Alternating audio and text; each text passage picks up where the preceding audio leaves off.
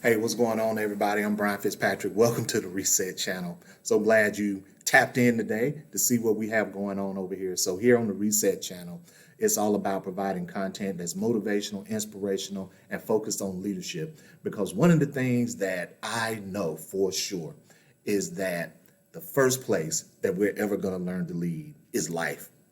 And as a coach, as a corporate trainer, as a person that speaks and mentors people all the time, I know the importance and the value of growing as a leader. And one of the things that I tell people is that you can't divorce growing as a leader from growing as a person. Leadership permeates every aspect of our life.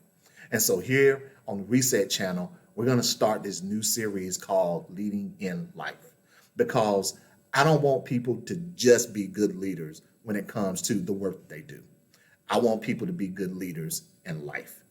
I want you to think about leadership when it comes to dealing with your kids, dealing with your spouses, how you serve in your communities, whatever the case might be, because it's all leadership. And so I want to talk about, in a short, very succinct type format, some of the things that often trip people up when it comes to being good leaders, and especially when it comes to leading in life, because we often think that it's for everybody else. So today, I want to talk about 3 ways to eliminate procrastination. Now, here's the first thing you need to know. Procrastination is not for everybody else. We all, from time to time, have a habit of putting things off until tomorrow that we could actually do today.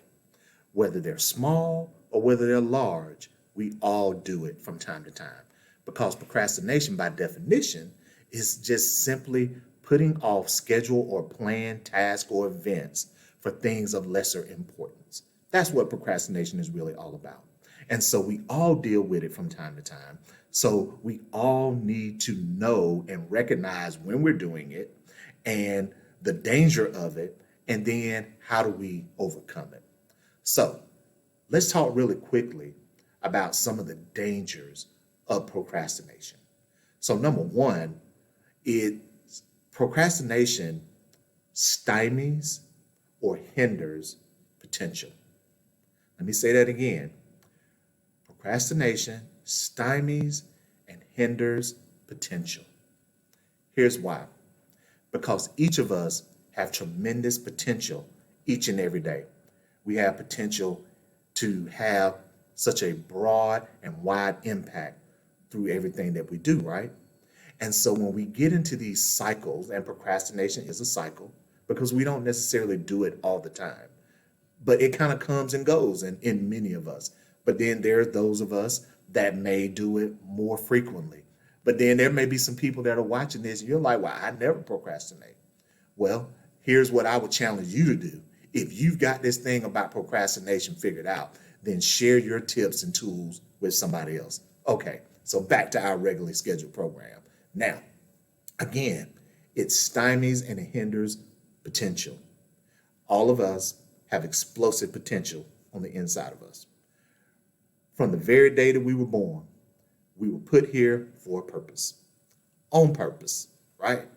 And because we were put here for a purpose, on purpose, there's all of these gifts and skills and talents that the world is just waiting on, that our family is waiting on, that our communities are waiting on, that our workplaces are waiting on, that our businesses that we own and run are waiting on.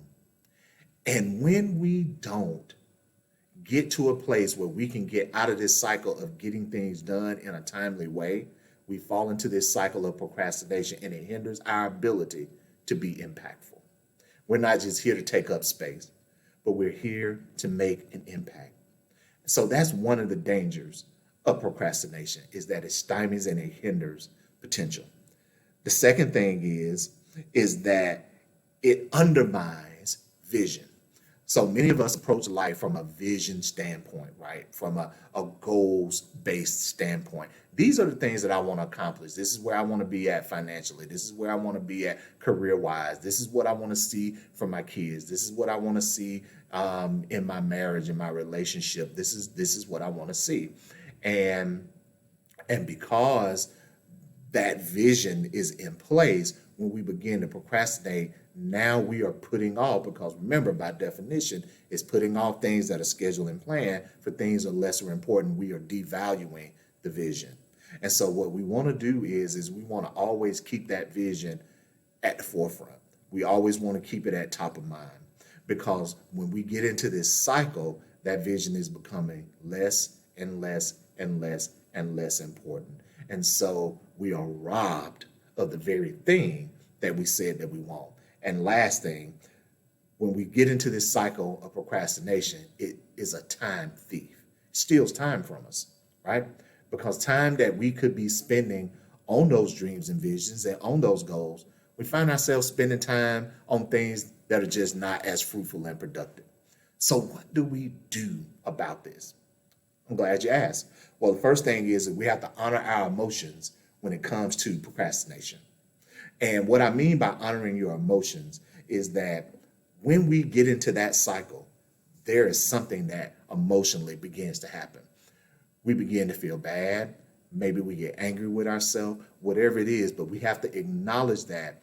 And then we have to ask ourselves the question, okay, so why is it that I'm feeling this when it comes to this?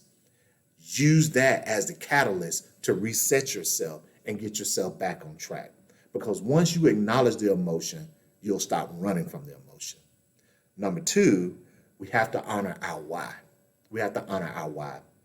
Use your why for what it is that you're doing as your guiding star, as your North Star.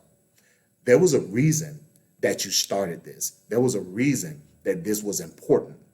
And so sometimes to reset ourselves is simply going back to why we started in the beginning. What is it that we want, and why is it that we want it? And then thirdly, we want to honor our time. So first, we want to make sure that we honor our emotions. The second thing is we want to make sure that we honor our why. And then the last thing is we want to honor our time. And when I say honor our time, we get 84,600 seconds a day, right? And we have to be strategic. We have to be intentional with that time. We're going to sleep so much. We're going to work so much. But then there's other time that we call free time. And again, by definition, remember what procrastination is. It is putting off scheduled and planned things for things of lesser importance. So what are those time thieves that are coming in that are robbing that resource of time? Because time is a resource, it is a commodity that's taking that away from us being able to spend time on our goals, our dreams, our visions. We want to make sure that we honor our time. We honor what we said we want by appropriating and allocating the amount of time that it takes. One of the things about procrastination is we often overestimate our capacity. We overestimate our capacity and we fill our schedules up with all of this stuff and we don't have the time to get it all done. Or we underestimate our capacity and we could actually be doing more. And if you don't allocate that time out, then that time will be gone and it'll be sucked into endeavors that don't produce anything. And so at the end of the day, what we want to do, if we want to eliminate procrastination, then we have to honor our time, we have to honor our emotions, and we have to honor our why. Okay, that's it. If you want to learn more about how to deal with procrastination, go into the channel and find the message, The Alter Ego of Productivity. There's a whole thing about procrastination in there, and I take this even deeper. All right, see you all next time on Leading Your Life.